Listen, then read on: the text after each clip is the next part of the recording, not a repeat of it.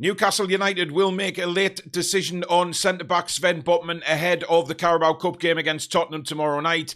The game has unfortunately come too early for Lewis Hall, but there is good news still about the left-back. And Alan Shearer has revealed where he nearly joined another Premier League club that Bobby Robson almost sold him to. Let's dive in.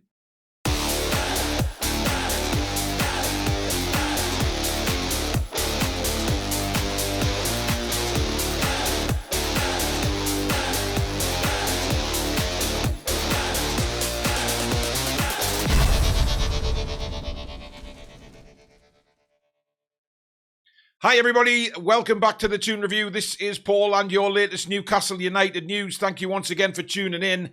We'll start off with the press conference, of course. Eddie Howe spoke to the media this morning ahead of the Carabao Cup game with Tottenham tomorrow. And once again was in very, very good spirits. Big smiles on his face, obviously coming off the back of a great win on Saturday against Fulham in the Premier League. Things are rolling on now, and of course, the question is, who does he play tomorrow? Does he make big changes? There is various reports out there this morning about some of the changes he can make. They're talking about 9 changes, some people. I don't think it'll be that many. This Carabao Cup means a lot to Newcastle United and a lot to Eddie Howe, so we'll wait and see on that one. What he did say was this game will be really tough. It's a game against a team that is in form away from home. Of course, Tottenham on the back of a 3-0 win against Everton on Sunday. Thomas Frank's teams are very aggressive off the ball. They are very well organised. It is a good game for us, a tough game, but one we look forward to. And really, I mean, when he starts off his press conferences, to be honest, it is normally very much looking forward to the game, as we can imagine. And he was then asked about the injuries, and Sven Botman was obviously the main question that he was asked straight away with regarding Sven, and he said that he's got no concussion, which he confirmed that after the game on Saturday. He said it was a cut, and a really bad cut, which had to be stapled together. And that's why he had to come off, because obviously they couldn't do that at the side of the pitch. He was in no physical state to carry on. A very, very deep cut, and rather than stitching it up, they decided to go with staples, which is normally the main thing these days that they do to close really bad wounds. But he was okay. He said he didn't train yesterday, but we'll see how he is today and make a decision. So we'll see what happens. I mean, obviously, I have a feeling that Fabian Schär might start the game anyway. Now, the other decision is, does Malik Chow stay in the side, or does he maybe bring in Dan Burn to centre-back again and give Alex Murphy a shot? Alex Murphy played very well for the under-21s yesterday, by the way, and put a good cross in for one of the goals. So I think, Alex Murphy maybe deserve a shot. And we'll see if he wants to rest Malik Chow at the minute as well. Malik Chow, of course, on fire for Newcastle United, playing so well at the minute. But obviously, he's got that partnership there now between Malik Chow and Sven Botman. Maybe just for a one-off he plays Schär and Dan Burn again, who he did say in the press conference he was very pleased with the way they started the season. But obviously injuries happen, and it sort of dictates what you want to do. And if you get into the side, you play well enough to stay there, you will stay there. And I think he's proved that now with Malik Chow and Botman, who have created a fantastic partnership at the back now for Newcastle United. The good news is on Lewis Hall. Well, sort of good news. He's closest out of the injured lot to come back. However, tomorrow is going to be slightly too early for him.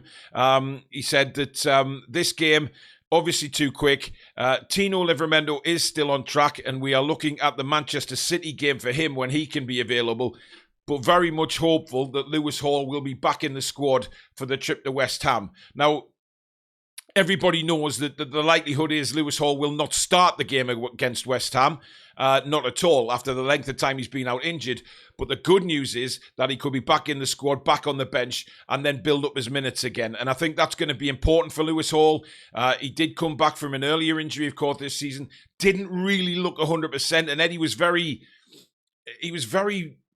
slow at bringing him back. Now, there must have been something on his mind there. Of course, he did admit later on that there was a niggling injury with Lewis Hall, and unfortunately did pick up a worse one when we went to USG. So he's going to take his time with Lewis Hall. He's not going to throw him straight back in, and I'm fine with that. We need to make sure that Lewis Hall is 100% ready to go by the time, obviously, he gets to match fitness, and we don't suffer these injuries again.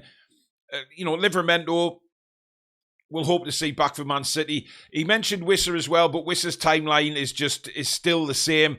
But it all depends on how his body responds to going back fully into training, of course.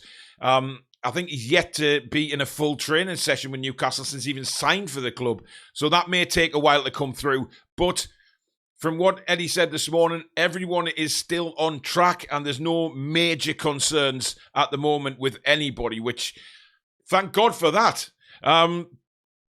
Now, ahead of tomorrow, we said it's important for this game to make the right decision. Now, this is regarding, obviously, the team and the rotation of the squad, which we're all questioning. Obviously, we'll take a closer look at that in tonight's preview of the game. Don't forget that at 7 o'clock tonight, folks. We'll take a deeper look at the game, but he said the competition means a lot to us. We are the current holders. We don't want to give that up easily. However, I have a squad. I need to try and get the balance right, and there are players who need the football. Now, we know that there is players on the outskirts of this team who haven't played for a while. I guess he's talking about maybe the likes of Joe Willock, possibly Emil Kraft, Will Asula, maybe to get them more game time tomorrow. We will just have to wait and see when the team lineup comes out. I don't, like I said earlier on, necessarily agree with some of the reports today saying he could make up to 9 changes, because I'm sort of scratching my head and going, where the hell's he got 9 changes to make? How on earth is he going to do that? Ramsdale may come in goal, of course, and if he does start the game tomorrow, then you can see it as Ramsdale certainly being the Carabao Cup goalkeeper and possibly the FA Cup one, with Nick Pope being the keeper for the Premier League and the Champions League. That is definitely a possibility. However, he's got to watch what he's doing, because we can't make too many changes. Like he said earlier on in his press conference, Tottenham are playing very well at the moment on the back of a 3-0 win at Everton at the weekend. They're going to want to bring success to Spurs. Thomas Frank, in his first season, he will give it all to win a cup. So I don't expect him to make a lot of changes either. It's a big, big game and a big opportunity for whoever wins this game to head on back to Wembley, because Newcastle know more than anybody. A couple of wins gets the motivation going, gets the momentum going, and then suddenly you're knocking on Wembley door again. And that's exactly what we want. We want to keep this winning mentality up. We all do. We want to see how far Newcastle can go. So we'll see what he comes out with the team tomorrow. Now, he did speak about Will Asula, and of course, this is one of the guys who I think will possibly start the game tomorrow. Because he's in a good place. He does have a little ankle problem though, but this is what he had to say about Asula. He says, Will is vitally important. He is quick, he is athletic, he has a good attitude and a better know-how to manage game situations. He is now coming on the pitch looking like the complete package. Every time he has come on the pitch, he has performed. Great personality, a real zest for life. He has a very close friendships within the group. He is very serious about his work, and he's very serious about his development and his game. Now, he was asked about the transfer as well, interestingly enough. The transfer to Germany, to the Bundesliga, of course, which fell through at the last minute. And he did say, obviously, that was a lot to do with financial and the FFP and PSRs and all of this nonsense. But also with having 2 fully prepared strikers, if you like, for the Premier League, ready to go. He probably was looking at a loan deal more than a financial deal, to be honest. But he was obviously overruled with that. But the deal then, PIF decided to pull out. And luckily they did, because we'd be screwed for strikers with what happened to Wissa not long after that, of course. So Will Asula well and truly coming through now. Now, I've said many, many times that I didn't think Will Asula was going to be a Premier League player. And I'd love to be wrong on that. I want to be wrong on that. And hopefully Will Asula can keep going on the pitch and proving me wrong and many others that have written him off. So well done to him. Now, Eddie Howe on the importance of the Carabao Cup. We know how he feels about the Carabao Cup. We know how Newcastle United as a club now feel about the Carabao. This is a very special trophy for us. because of what we've done, what we've won in the, winning that for the first time domestically in 70 years. It means a lot to us. And he said, we've had a lot of great experiences in this competition. The first final, the emotions after that, felt we could have done more on the pitch. The Chelsea defeat is still very painful. We had a chance to win the competition that year, but we did put it right. We had a lot of tough opponents. We didn't get to the final by luck. That experience and winning the cup has helped us grow as a team. And it's amazing, really, what the cup win has done. And it's galvanised everybody and realised that this sleeping giant is now waking up and becoming a real force. And we want to do it again. We all want to do it again. We want to see Newcastle United back at Wembley. We want to see Newcastle United winning trophies. And I think Eddie Howe is aware of that. He's aware of how the supporters feel on this whole situation with trophies and how painful it's been for us in the past that we keep failing, or we kept failing, and then finally we've done it.